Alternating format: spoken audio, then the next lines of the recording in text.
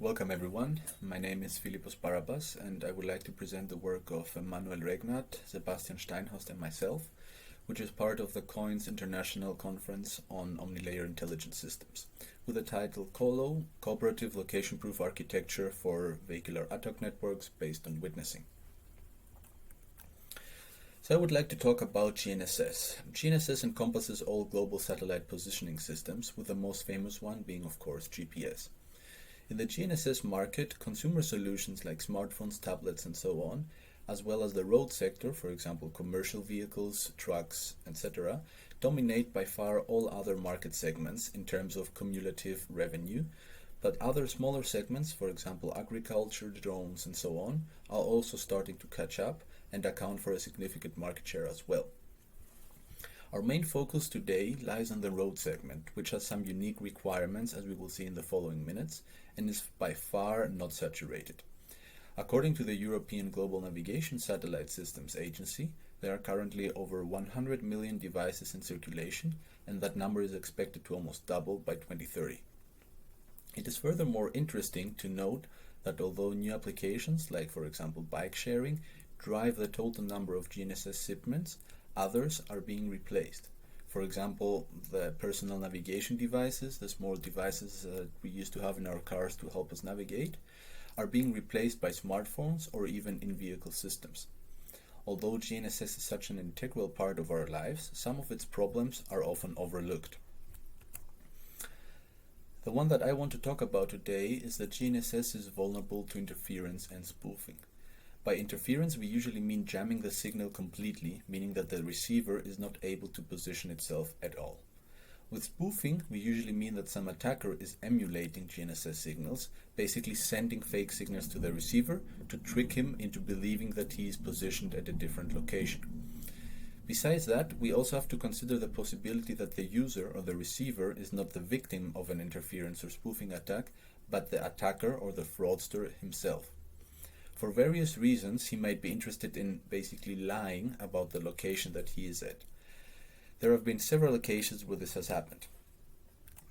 Perhaps the most famous one is connected with the famous smartphone game Pokemon Go. It was also the first big attempt of forging your location that I myself heard about. The idea behind Pokemon Go is that you walk around with your smartphone trying to catch Pokemon that are in your vicinity. Many people felt like walking around is not efficient enough or didn't like it, and in order to improve their catch rate, they simply installed GPS spoofing apps on their phones and emulated their movement while they were actually resting at home. This led to Niantic, the owner of Pokemon Go, to issue the 3-strike discipline policy, which banned you from the game in case they caught you spoofing your GPS at least 3 times. Although they didn't clearly state how they detected such spoofing, this example shows how a simple incentive, like catching Pokemon, can be enough for people to try and falsify their location. Another example is provided by Uber, where fraudsters try to create fake itineraries, either to charge passengers more money or to charge a stolen credit card. Uber claims to be able to detect such attempts by complex information fusion from multiple information sources like speed, traffic, altitude, and so on, in order to detect such spoofing attempts. This example shows how complicated and sophisticated the solution for a simple location spoofing fraud, where the fraudsters basically just have to download a spoofing app, have to be. Now, the reason why this problem has not received a lot of attention is probably because smartphones are considered low-value targets. Besides the companies that have developed the applications, no one really cares if someone caught some more Pokemon or if some Uber customers are charged a little bit more money. Unfortunately, these kinds of attacks are also possible for higher value targets like vehicles, and this problem cannot be neglected anymore. For example, last year the software company Regulus Cyber managed to spoof the navigation system of a Tesla Model 3, causing the car to take the wrong exit.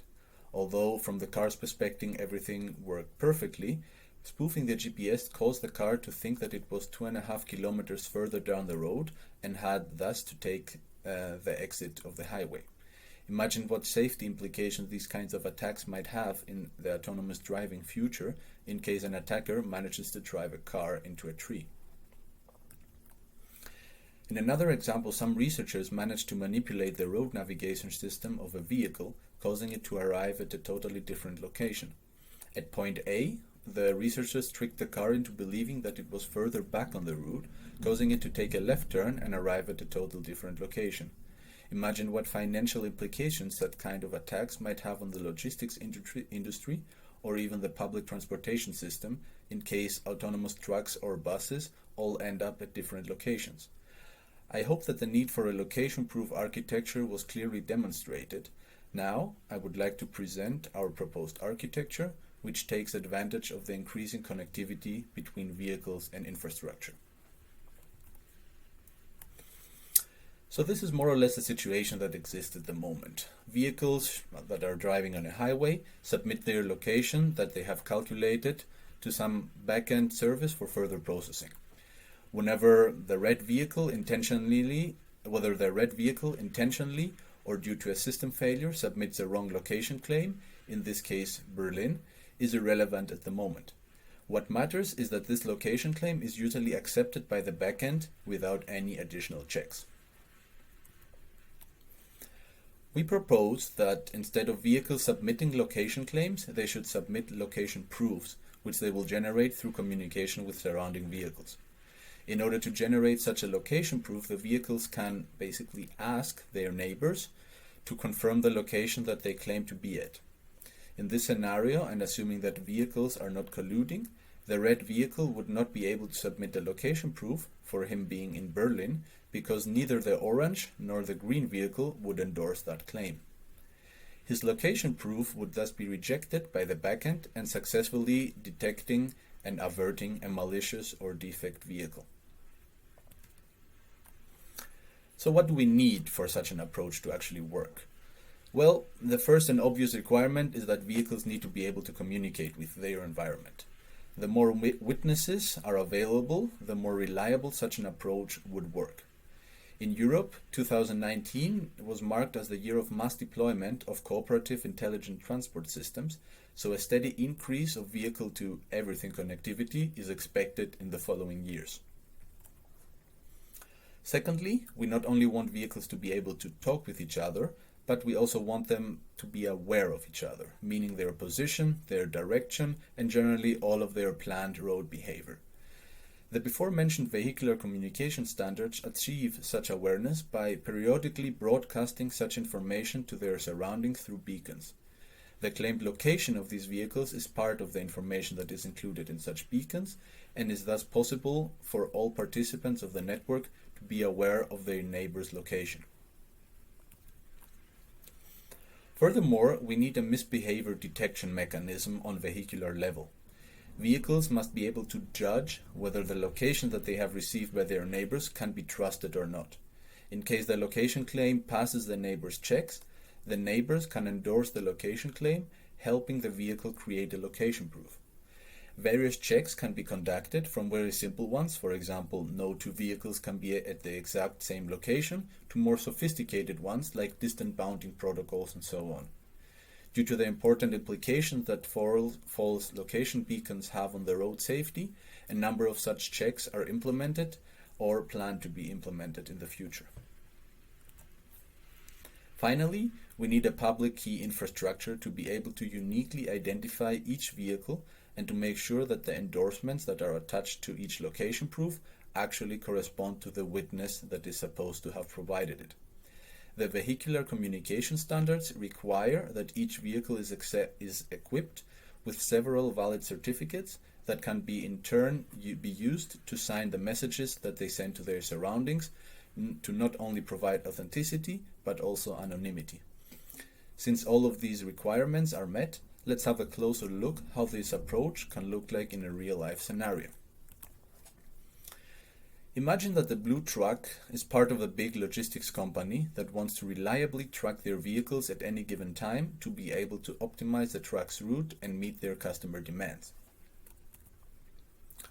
The truck, in the following will be called the requester, initiates a location proof round by broadcasting that he would like some endorsement by the surrounding vehicles for the location that he claims to be at.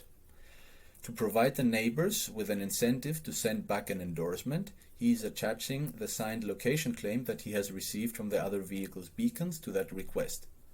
In this way, not only the surrounding vehicles have the chance to create a location proof themselves for future use, but also the total number of messages and network overhead of the whole protocol is decreased, as we will see in the analysis part.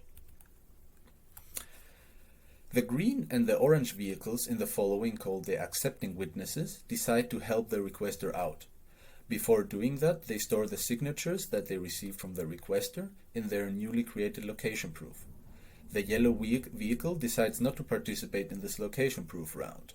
The reasons for that might be multiple. For starters, the requester did not include an endorsement for that vehicle, but even if he did, the yellow vehicle might be a malicious or malfunctioning vehicle and not behave according to the protocol. In the evaluation chapter, we will see how these non-accepting witnesses can affect the protocol's performance. In the second phase of COLAW, the proof endorsement phase, the accepting witnesses compare the claimed location with the location received from previous beacons. Remember that due to the misbehavior checks, only valid beacons are stored in the vehicles, which means that if the witnesses find a beacon that corresponds to the claimed location of the requester, they can sign off this location. To maximize the efficiency of the protocol, signatures are generated for all vehicles that take part in this round, meaning that the green vehicle will generate two signatures, one endorsing the truck's location, the requester's location, and one endorsing the orange vehicle's location. After the generated signatures are received by the other participants, the signatures that correspond to their location claims are extracted and attached to the location proof that they are generating.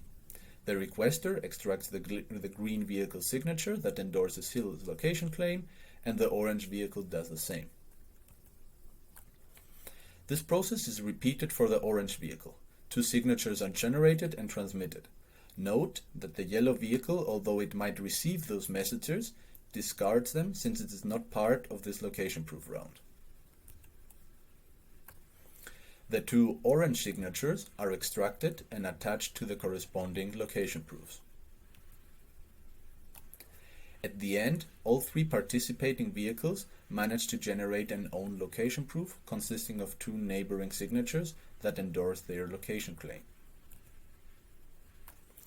The fleet management software that the logistics company uses can periodically request location proofs from the truck to be sure that the planned route is taken.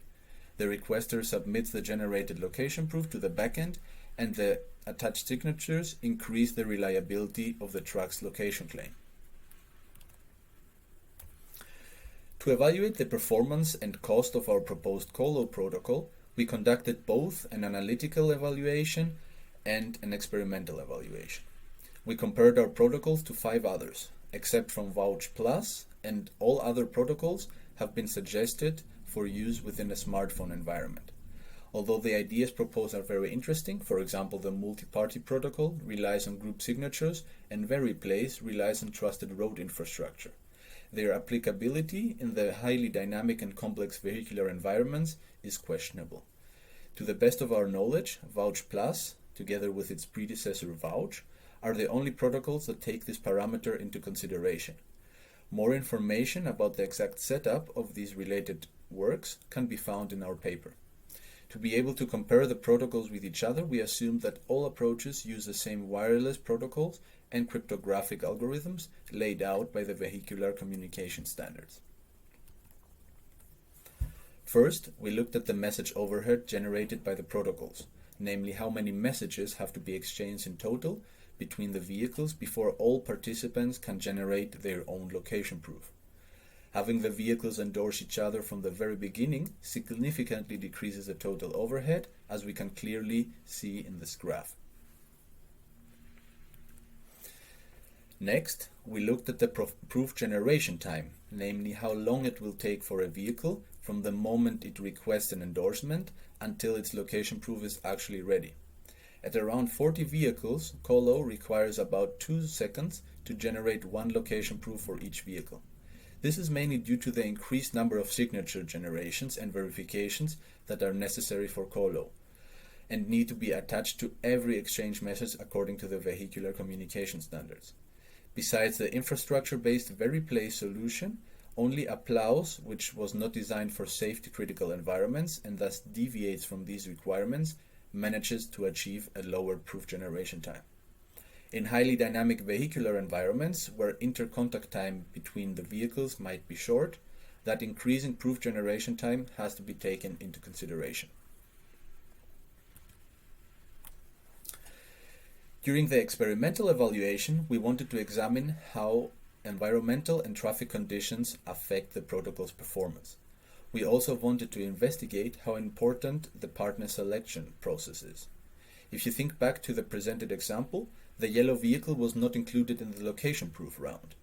Ideally, the truck would make this decision based on several information. In this case, for example, because the yellow vehicle is too far away and messages might be lost on the way. In case the yellow vehicle was included by the truck, it could happen that, for example, 3 signatures were expected by the truck, namely from the yellow, green, and orange truck, but only 2 were received at the end. Cases where not even 1 signature was collected were marked as failed location proofs. This is depicted in the following graph. On the x-axis, you can find the number of signatures that were requested, and on the y-axis, you can see how many proofs were actually collected by the size on the proof described by the color. Ideally, our bar graphs between 20 and 40 would be greenish, let's say, and everything about 40 would be blue. The fact that this is not the case shows that this partner selection, which is conducted by the requester, is not ideal. Proposed methods for partner selection are described in the published paper and are planned for future versions of COLAW protocol. Although there is room for improvement when it comes to the partner selection, the overall process, the overall success rate of the protocol, meaning how often at least 1 signature was collected, is in all scenarios way above 90%. A randomly generated traffic model of the city of Bologna was used to generate these graphs. One very interesting parameter that we examined was the difference between urban and rural environments. In cities, the existence of buildings causes distortions that weaken or even block the vehicle radio transmissions. As a result, vehicles have a harder time finding themselves, which can clearly be seen in the above graphs. For the same traffic scenario, the existence of building decreases the average number of collected signatures from around 11 on the right side to almost 3 on the left side. All conducted simulations, as well as the setup used and the results, will be publicly available once the paper is published. So let's sum up the contributions of our work. First of all, we pointed out the necessity of a location-proof architecture. The increased use of location-based services in vehicles, combined with the vulnerability of GNSS technology, can have detrimental safety and financial consequences. Next, we pointed out which requirements and special vehicular environment conditions have to be taken into consideration when developing a location-proof architecture. Besides the ability of vehicles to talk with each other, it is also important that the protocol is easily implemented according to existing vehicular communication standards so as not to interfere with other more safety-critical services. Finally, we developed a protocol which takes all the aforementioned points into consideration. By examining the effect that environmental and traffic conditions can have on the protocol's performance, measures to improve its efficiency can be taken. Furthermore, our protocol can easily be implemented according to the current vehicular standards and does not require any additional hardware or trusted infrastructure. Finally, our protocol is efficient, performing much better than a lot of other proposed approaches from the smartphone world without neglecting the unique conditions of vehicular environments. Thank you for your attention and feel free to reach out to me in case you have any questions. Thank you.